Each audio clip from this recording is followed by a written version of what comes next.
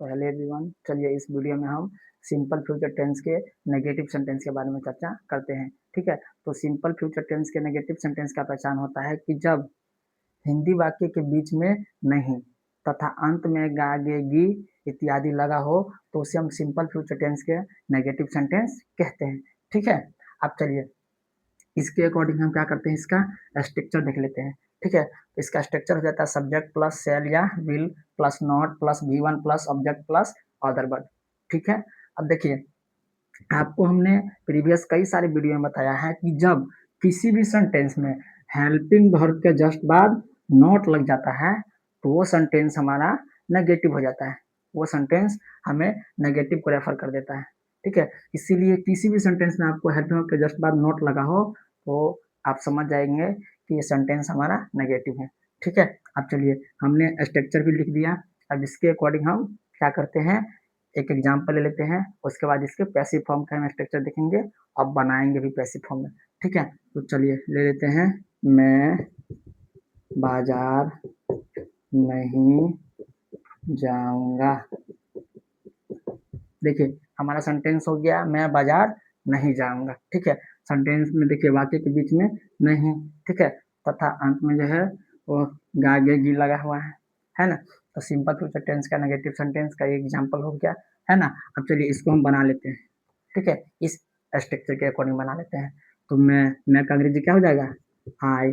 ठीक है, अब आई के साथ सेल का प्रयोग हो जाएगा, है ना।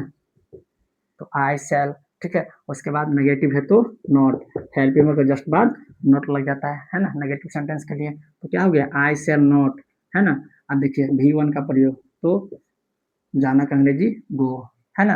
अब देखिए गो टू, ठीक है। अब देखिए बाजार, बाजार का इंग्लिश क्या हो जाएगा, मार्केट।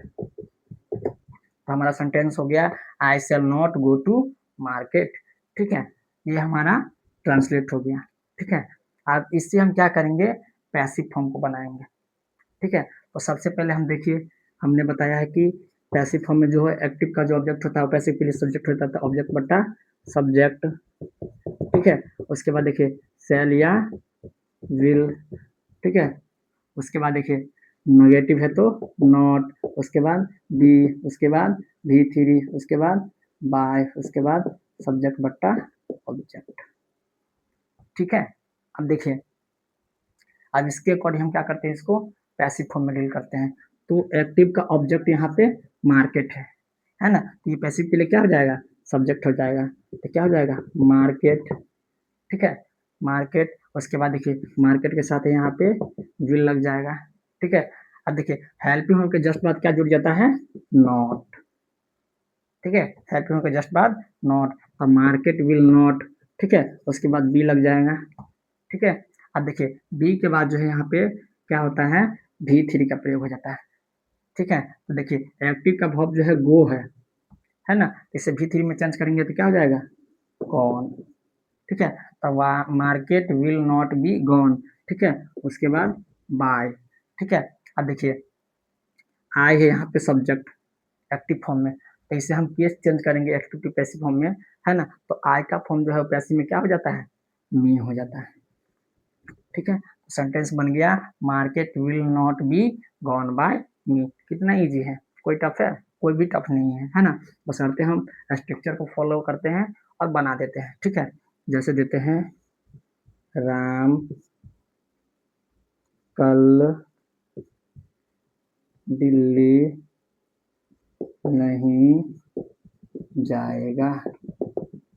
देखिए राम कल दिल्ली नहीं जाएगा।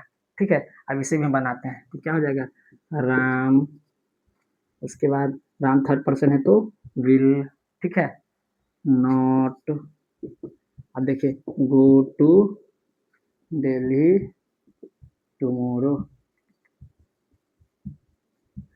ठीक है, अब देखिए राम यहाँ पे थर्ड पर्सन है, ठीक है, इसीलिए इसके साथ जो है विल का प्रयोग हो गया, नेगेटिव है तो नॉट। ठीक है, उसके बाद जो है जाने की बात है तो गो, है ना, गो के साथ टू।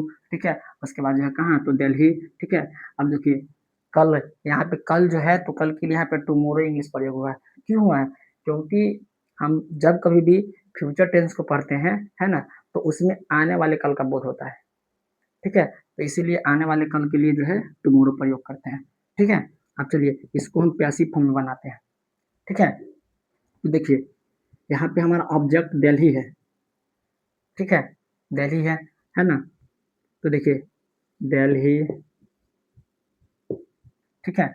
उसके बाद देखिए दिल्ली के साथ क्या लग जाएगा, विल, ठीक है। उसके बाद देखिए हेल्पिंग का जस्ट बाद नॉट, तो सेंटेंस नेगेटिव, तो क्या हो गया, दिल्ली विल नॉट बी, ठीक है। उसके बाद गॉन, यानी एक्टिव का जो वर्ब होता है उसको हम V3 में चेंज कर दिए, है ना। तो Delhi will not be gone bye Ram, ठीक है। देखिए यहाँ पे कब, तो टुमारो, ठीक है। तो देखिए इस तरह से देखिए राम, ठीक है। उसके बाद राम के साथ जो है विल लग गया, ठीक है, नेगेटिव है तो नॉट लग गया, ठीक है। उसके बाद गो टू वर्ब, ठीक है। उसके बाद दिल्ली ऑब्जेक्ट और ये टुमारो टाइम एक्सप्रेसिंग वर्ड, है ना। अब देखिए दिल्ली, ठीक है, ये ऑब्जेक्ट हमारा दिल्ली है, टुमारो नहीं है। टुमारो हमारा टाइम एक्सप्रेसिंग वर्ड है, ठीक है। हम एक्टिव टू पैसिव बनाते हैं तो एक्टिव के ऑब्जेक्ट को हम क्या करते हैं, पैसिव रूप में लाते हैं, लाते कि नहीं लाते हैं। तो यहाँ पर टुमारो हमारा ऑब्जेक्ट नहीं है, हमारा ऑब्जेक्ट जो है दिल्ली है, इसीलिए यहाँ पे दिल्ली पहले आएगा सब्जेक्ट के रूप में, ठीक है। उसके बाद विल लग जाएगा। अब देखिए नेगेटिव सेंटेंस है तो नोट लग गया। उसके बाद बी, उसके बाद जो है वर्ब के पहले फॉर्म को जो है पैसिव में चेंज करेंगे तो V3 में चेंज हो जाएगा। उसके बाद बाय, ठीक है। अब देखिए एक्टिव का सब्जेक्ट जो है हमारा राम है, ठीक है, और लास्ट में ऐसे ही इसका टाइम एक्सप्रेसिंग वर्ड का प्रयोग हो गया, ठीक है।